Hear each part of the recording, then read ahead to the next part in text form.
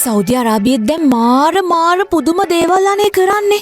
Saudi අරාබියේ නෆුඩ් කාන්තාරේ සූර්ය බලෙන් ක්‍රියාත්මක කරන ලේස කදම්බ දාලා තේනවා කියලා මට ආරංචියක් හම්බුණා. මං ඉතින් පොඩක් මේක ගැන හොයලා බැලුවා. ඇත්ත නේනම් නෆුඩ් ඩෙසර්ට් එකේ සූර්ය බලෙන් ක්‍රියාත්මක කරන ලේස කදම්බ දාලා තියෙනවා. මම පොඩ්ඩක් මේක ගැන හොයලා බලනකොට මට දැනගන්න හම්බුනේ මෙහෙම දේවල් කරන්න හේතුව කාන්තාරේ අතරමං වෙන සංචාරකයන්ට ජල මූලාශ්‍ර හොයාගන්න ලේසි වෙන්නලු අනේ. ඒගොල්ලෝ කොහේ අතරමං වෙලා හිටියත් මේ ලේස කිරණ දැක්කාම අන්න එතන වතුර තියනවා කියලා ඒගොල්ලන්ට හොයාගෙන යන්න ලේසි වෙන්නලු මේගොල්ලෝ මේ වැඩේ කරලා තියෙන්නේ. මේ ලේස කිරණ රාත්‍රියේදී දෘශ්‍යමාන ලේස සංඥා නිකුත් කරනවා කියලානේ විශේෂඥයෝ කියන්නේ. ඒගොල්ලෝ කියන විදියට විශාල එතකොට ගොඩක් වෙලාවට නිසරු කාන්තාර භූමියේ විපතට පත්වෙන පුද්ගලයන්ට ආරක්ෂාව දෙන්න හොඳම මාර්ගය මේක කියලා මේගොල්ලෝ දැන් හොයාගෙන තියනවලු. කොහේ කොතන කාන්තාරයක අතරමං වුණත් මේ ලේස කිරණ වලින් ඒගොල්ලන්ට ඒගොල්ලන්ගේ ගමන් මඟ හොයාගෙන